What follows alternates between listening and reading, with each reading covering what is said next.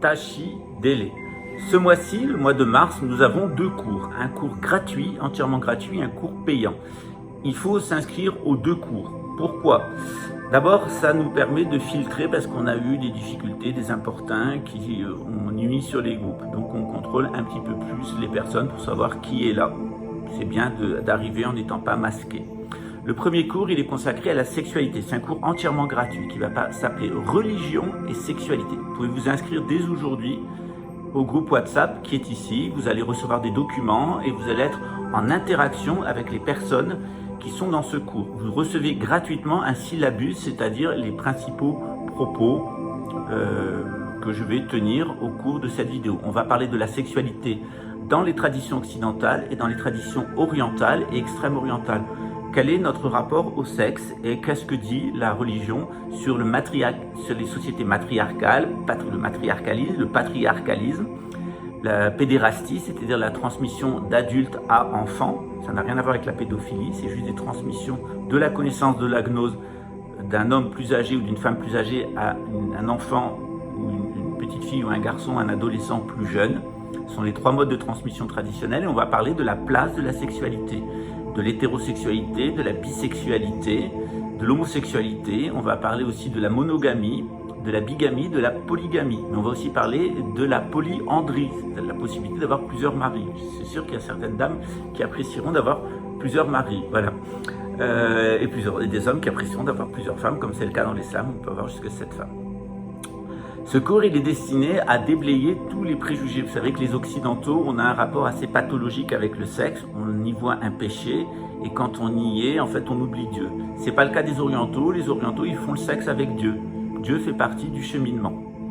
Alors, ce que je vais vous dire n'a rien à voir avec ce que les Occidentaux appellent le tantrisme, les massages tantriques, etc. C'est quelque chose que je ne pratique pas du tout. Moi, je ne connais que le tantrisme tibétain. Je ne connais pas et je n'ai jamais pratiqué le tantrisme hindou. Voilà.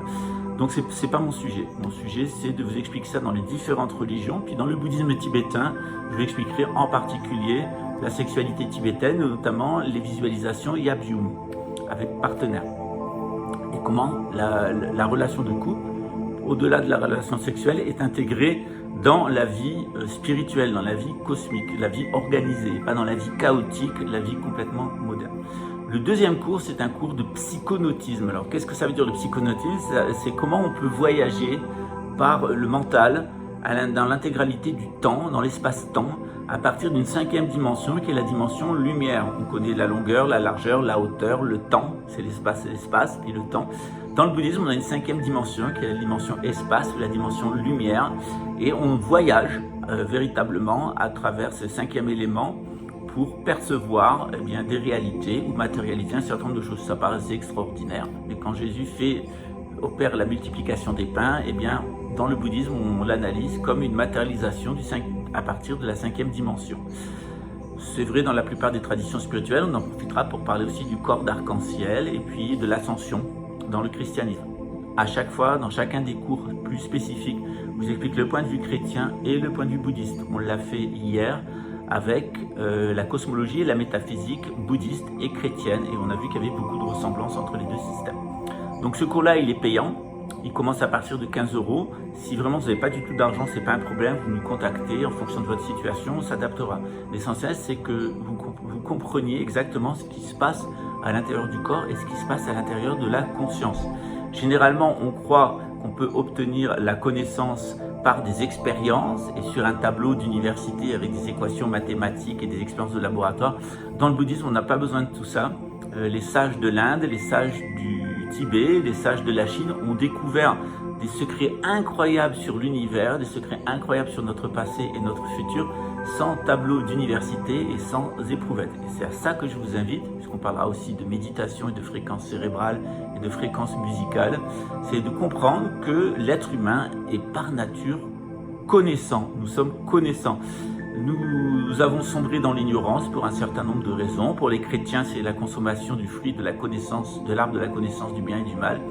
Dans le bouddhisme, c'est la séduction par les effluves sucrés venant du monde du désir dans lequel nous nous trouvons. Alors que vous ayez du désir ou que vous ayez croqué la pomme, je vous invite au mois de mars à 2 cours. Un premier qui est gratuit, qui est consacré aux religions et à la sexualité. C'était votre 3e question. On m'a demandé de vous parler de la 3e guerre mondiale et d'Israël, de mes problèmes judiciaires, pourquoi on m'a jeté en prison préventive, qui était derrière ça. Je vous l'expliquais, c'est un groupe de nazis d'extrême droite lié à la DGSE et lié à la Suisse et à une secte, un groupement classé secte. Et 3e banc, vous m'avez demandé de vous parler de sexualité, et c'est ce que je vais faire, et on va en profiter aussi pour parler, après la cosmologie, de parler de psychonautisme. Voilà, donc 2 cours, et puis notre voyage continue ensemble au mois de mars, et j'espère pour encore, si Dieu le veut, Inch'Allah, pour de nombreuses années encore. À très bientôt, ciao.